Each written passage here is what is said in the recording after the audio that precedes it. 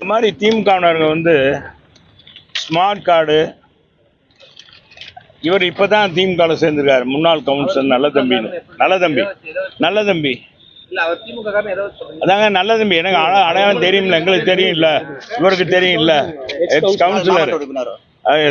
இப்பதான் தேமுதிகவுல இருந்து இப்ப விலகி இதுல வந்திருக்காரு. இவர் இதே மாதிரி எல்லா வார்டுகள்லையும் பூத்தா இவருக்கு பிரிச்சு கொடுத்துருங்க. இவருக்கு ஒரு பூத்து கொடுத்துருக்காங்க போல இருக்கு. அந்த வார்டுகளில் போய் உங்களுக்கு அரசாங்கத்துடைய முழுமையான அத்தனை பயன்பாடும் உங்களுக்கு தருவோம், ரேஷன் கடை மூலமாகவும் பெற்று தருவோம். உங்களுடைய smart card, ration card, voters ID, கைபேசி எண்களை கொடுங்கன்னு சொல்லி ஒவ்வொரு ஏரியாவிலையும் இந்த இதையும் கொடுங்க. ஒவ்வொரு வீடாக சேர்ந்து கேட்குறேன். கேட்டதில் நம்ம ஒரு சக்திவே எங்கள் 82வது வார்டில் இருக்கார். இவர்கிட்ட ஒரு குடும்பத்தில் வந்து கேட்கும்போது கொடுக்க மறுக்கிறாங்க. அப்போ உங்களுக்கு அரசாங்கத்துடைய இது அத்தனையும் கிடைக்காது அப்படின்னு சொல்கிறாங்க. நீங்கள் கொடுக்கலைன்னா நாங்கள் அரசு அலுவலர்களும் கூட்டிகிட்டு வந்திருக்கோம்.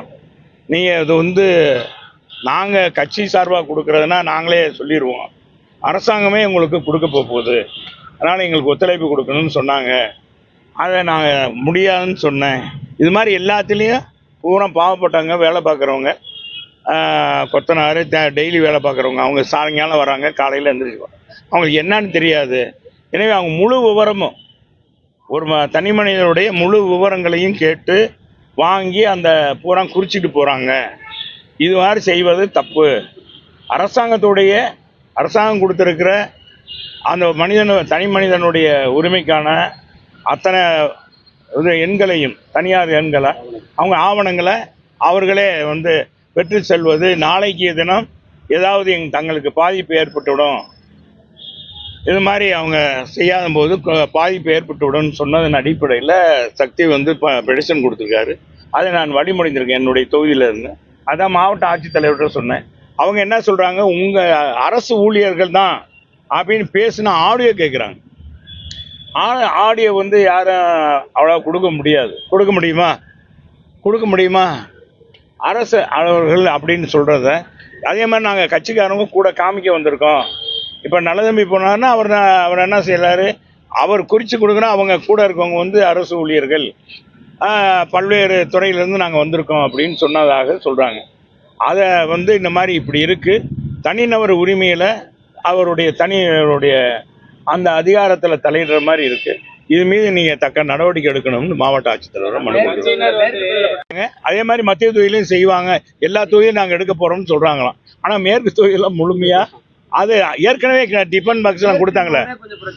இல்லை, மேற்கு தொகுதியில் ஏற்கனவே டிஃபன் பாக்ஸ் எல்லாம் கொடுத்துட்டாங்க. ஆனால் நான் கூட நேற்று கூட சொன்னாங்க, கேட்டாங்கன்னா பெரிய டிஃபன் பாக்ஸ் கொடுங்க, ஹாட் பாக்ஸ் கொடுங்க. எல்லார்ட்டையும் டிஃபன் பாக்ஸ் எல்லாம் இருக்கு, ஹாட் பாக்ஸ் கொடுத்தீங்கன்னா வசதியா இருக்குன்னு சொன்னாங்க. அது டிஎம்கே யாரு கொடுத்தாலும் அதனை எது கொடுத்தாலும் மக்கள் வாங்கத்தான் செய்வாங்க. ஓட்டு போடுவாங்களான்னு தான் கேட்கணும். ஏங்க இப்பவே வெற்றி வாய்ப்பு அதெல்லாம் இல்லை. இந்த மாதிரி சட்டத்துக்கு புறம்பாக தனிநபர் உரிமையை வந்து அது பறிக்கிற மாதிரி அவங்களுடைய இதை வாங்குறாங்க. இது மாவட்ட ஆட்சித்தலைவர் நடவடிக்கை எடுக்கணும். இந்த மாதிரி கேட்கக்கூடாது. அரசு அலுவலர்கள்னு சொல்லி திமுககாரங்க மக்களை ஏமாற்றுறாங்க. இந்த மாதிரி ஏமாற்றாம இருக்கிறதுக்கு நடவடிக்கை எடுங்கன்னு சொல்லி. அதான் இப்பதானே தெரியுது. இப்ப இவர் எடுத்திருக்காருன்னா அந்த ஆடியோ கொடுத்தது அவர் என்ன செய்வோன்னு சொல்றதுதான் எடுத்திருக்காரு. அப்ப அம்மா என்ன சொல்றாங்க, மாவட்ட ஆட்சித்தலைவர் நீங்க யாரு பேர் சொன்னாரு, என்ன அதிகாரி, எந்த துறையில வந்தேன் சொல்லுங்கன்னு சொல்றாங்க. அப்படி சொன்னா தான் அவங்க வந்து நடவடிக்கை எடுக்க முடியும் எங்க அலுவலர்கள் மீது. நீங்க யார் உங்கள்கிட்ட வந்து இந்த மாதிரி சொன்னாங்கன்னா அவங்க மீது பேர் எழுதி கொடுங்க, பேர்களை சுட்டி காட்டுங்க, நான் அது மீது நடவடிக்கை எடுக்க என்னன்னு கேட்டு அது உரிய என்னன்னு கேட்டு நான் நடவடிக்கை எடுக்கிறதுக்கு சொல்றேன். என்ன காரணத்துக்காக அதை எடுக்கிறாங்க? என்ன காரணத்துக்காக எங்களுக்கு தான் தெரியும். தெரிஞ்சா தான் நாங்களே சொல்லிடுவோமே. பொதுவாக அரசியல் இயக்கங்கள் பொதுவாக அந்த நலத்திட்டம் கொடுக்குறதெல்லாம் இதெல்லாம் ஒரு இதுதான். ரேஷன் கார்டு அந்த ஏரியாவில் இருக்கிற ஓட்டர்ஸ் ஐடி நம்பரை குறிச்சிட்டு போய் கொடுத்துருவாங்க. ஆனால் இவங்க என்ன புது விதமாக இருக்குது. இப்போ எது மாதிரி இல்லாமல் புது மாதிரியாக செய்கிறாங்க இவங்க எல்லாமே திமுக செய்கிறது புது விதமாக இருக்குது. ஏன்னா ஓட்டர்ஸ் ஐடி, கைபேசி எண், smart card number, ration card number எல்லாமே குறிக்கிறாங்க. எதனால இதை குறிக்கிறாங்க? ஒருவேளை உறுப்பினர் என்ன டார்கெட் பண்றதுக்காக இல்ல, அதேனா பொதுவா நீ அதுக்காக சொல்ற. பொதுவா வந்து இந்த மாதிரி செய்யறாங்க. அது ஒவ்வொரு தொகுதியிலும் இப்படித்தானே. இப்ப ஒரு தொகுதி ஆரம்பிச்சிருக்காங்க, பரிச்சாத்தமா கூட மேற்கு தொகுதி வச்சிருக்காங்க இல்லையா? ஏன் அப்படி பார்க்க மாட்டிட்டு இருக்க நீங்க? பொதுவா வந்து கடுமையான சவாலா எடுத்துக்கிட்டது மேற்கு தொகுதி வந்து உறுதியா நாங்க கைப்பற்றுவோம்ன்ற அடிப்படையில அது எல்லாமே எல்லா தொகுதியும் கைப்பற்றணும்ன்றதான் எங்களுடைய கண்ணா. அந்த மேற்கு தொகுதி மட்டும் அவங்க கவனம் செலுத்தினா அதான் அதுலயும் நாங்க தான் செய்வோம். என்னைக்குமே மேற்கு வந்து உதயசூரியன் வந்து உதிக்காது. மேற்கு உதிக்கிறது பார்த்துருக்கீங்களா? மழையை தான் செஞ்சிருக்கான். அது அஸ்தமனம் தான் ஆயிருக்கு. அதனால மேற்கு தொகுதியில உதயசூரியன் என்ன செஞ்சாலும் சரி, நம்ம பவர்ஃபுல் அமைச்சர் கட்டியா தங்க கட்டியா கொடுத்தாலும் சரி, ஒன்னும் ஆக போற, நகை கொடுத்தாலும் ஆக போறது இல்லை. ஆதார் வந்து எந்த ஆதாரத்துக்காக வாங்குறாங்க? அதான்